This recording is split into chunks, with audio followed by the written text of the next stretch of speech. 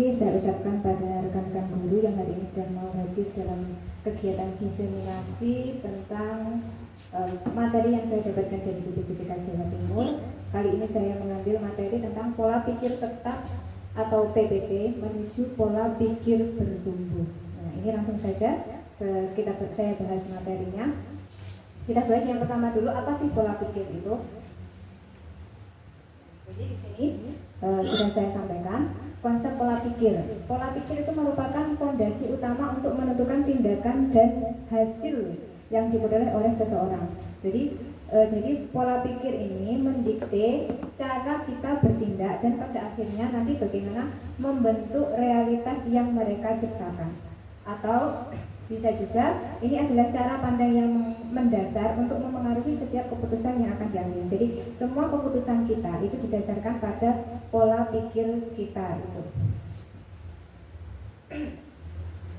Dalam pola pikir itu ada dua suara, yaitu yang kita untuk meningkatkan kemampuan kita dan melihat suatu masalah itu sebagai tantangan atau peluang. Jadi ketika kita memiliki pola pikir bertumbuh, sebuah masalah itu akan menjadi tantangan bagi kita dan kita membentuk pola pikir menjadi optimisme. Kita bukan berpikir tetap yang pada akhirnya kita itu merasa tidak mampu. Tapi pada PPB ini kita memiliki pola pikir bahwa kita mampu melalui semua masalah. Pola pikir tetap dan pola pikir bertumbuh ini bisa kita pelajari dalam hal yang pertama. Untuk pola pikir bertumbuh ini menjadi fondasi dalam rangka pembelajaran mendalam. Jadi pembelajaran mendalam itu nanti kerangkanya pola pikir bertumbuh ini harus dimasukkan dalam proses pembelajarannya, termasuk di dalam modulnya nanti harus memunculkan kerangka pola pikir bertumbuh ini. Apa sih untuk dapat bertumbuh dan berkembang? Kemudian ada kemitraan pembelajaran. Nah, dalam pembelajaran mendalam kita harus menyangkutkan kemitraan pembelajaran. Kemitraan ini akan membentuk hubungan yang kuat dan saling percaya antara guru dengan murid. Bisa juga guru dengan orang tua serta guru dengan guru. Kemitraan pembelajaran ini apa saja?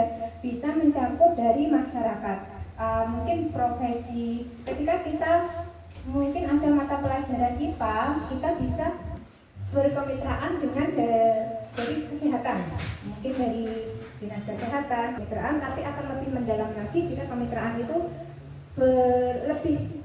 berfokus pada pembelajaran ahlinya. Kemudian ada pemanfaatan digital. Pemanfaatan digital ini juga harus kita munculkan nanti di dalam kerangka pembelajaran mendalam. Apa saja pemanfaatan digital ini yang kita gunakan? Karena pemanfaatan digital ini berhubungan dengan teknologi dan kita meyakini bahwa manusia dan teknologi itu harus berkolaborasi. Kita tidak bisa berdiri sendiri antara manusia dan teknologi, harus saling memperkuat. Nah, apa saja perbedaan PPT dan PPB? Kalau PPT pola pikir tetap, ini kita cenderung menghindari tantangan. Jadi ketika ada masalah kita tidak mau, akhirnya kita tidak menganggap sebuah masalah itu sebagai hal yang untuk maju, tapi kita lebih gampang menyerah. Kita ada masalah kita hindari, saya nggak mau itu karena itu nanti ribet buat saya. Kemudian berbanding dengan pola pikir PPB bertumbuh itu kita menerima tantangan. Jadi kalau ada hal baru, kita menemukan hal baru, bukan lagi kita menghindari, tapi kita menerima tantangan. Oh ini iya, pasti saya bisa melakukannya, saya nggak takut. Nah kemudian yang kedua ada menyerah saat menghadapi hambatan.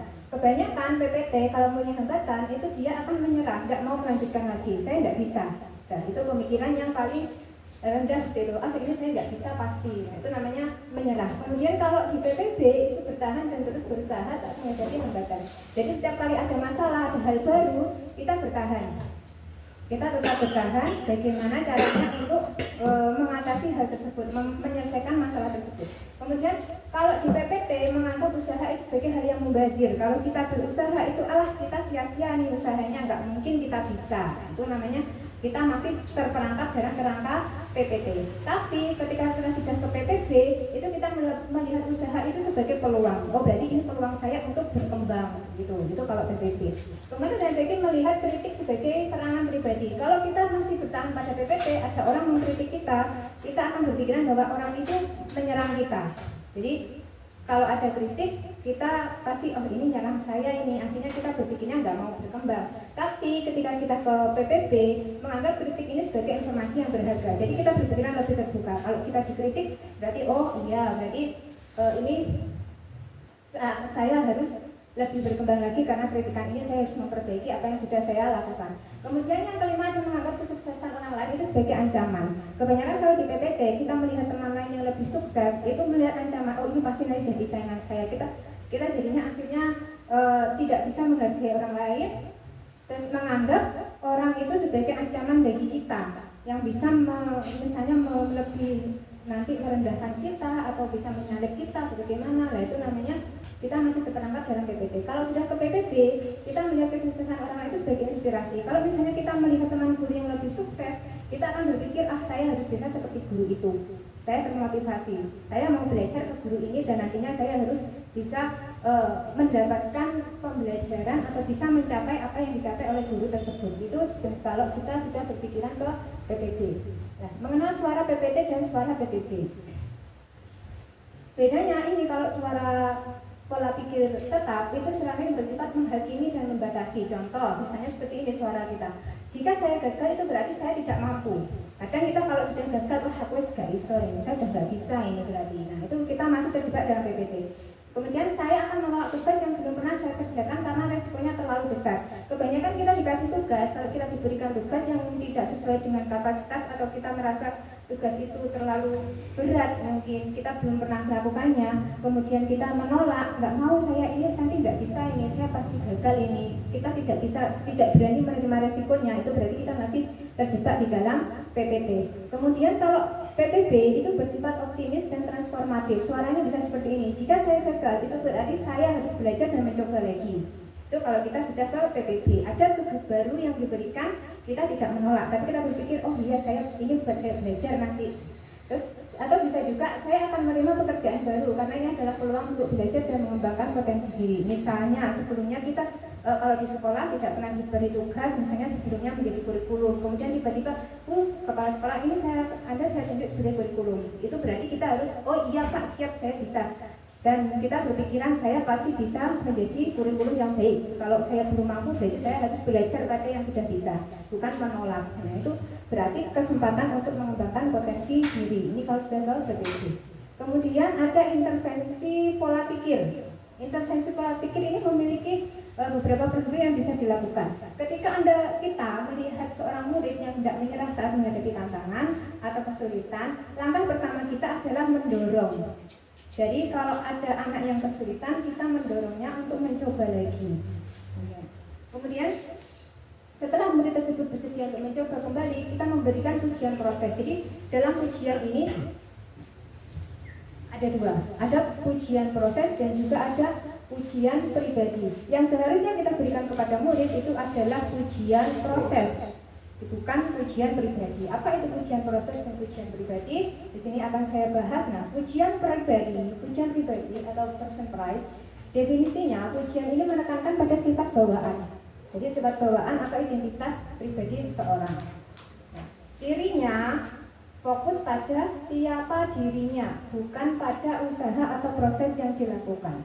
Contoh misalnya kalau ada anak menyelesaikan soal matematika, kita bilang wah kamu memang pintar sekali, sudah berhenti di situ. Itu namanya pujian pribadi. Jadi anak itu tidak akan berkembang, jadi dia sudah stuck di situ, sudah berhenti di situ cukup. Misalnya, oh kamu anak yang rajin di kelas, oh kamu pintar sekali, sudah. Berarti itu namanya pujian pribadi. Itu bukan proses. Anak akan stuck di situ, berarti saya sudah cukup di pintar ini saja.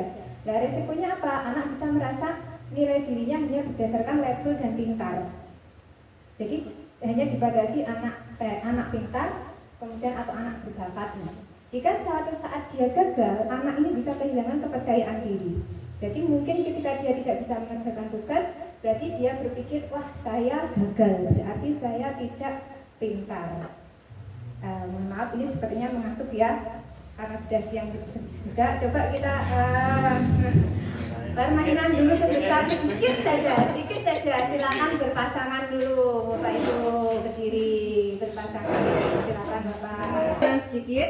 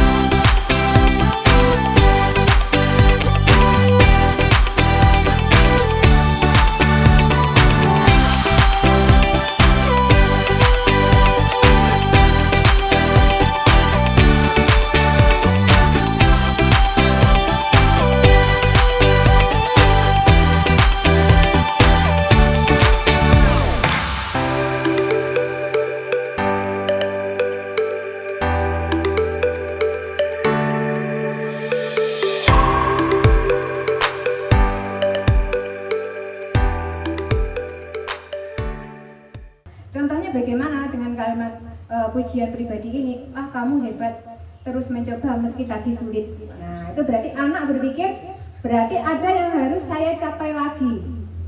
Berarti saya harus mencapai lagi, karena di sini tidak dilabeli kamu cerdas, kamu pintar, tapi apa? Kamu hebat, terus mencoba lagi. Berarti anak di sini berpikir, berarti saya harus bisa lebih dari ini.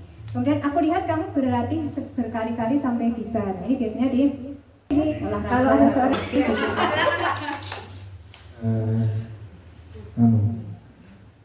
gambarnya sudah bagus, mungkin dengan menambahkan aksen lebih bisa menjadi lebih baik lagi. Bisa, boleh tepuk tangan untuk bapak ini anakku. Nah ini tadi ada 2 contoh sih, baik bapak ibu. Kalau memahami mungkin untuk mengukur seberapa PPB-nya kita, itu saya bagikan soal di grup. Silakan dikerjakan sebentar saja, itu hanya tinggal milih dibaca itu.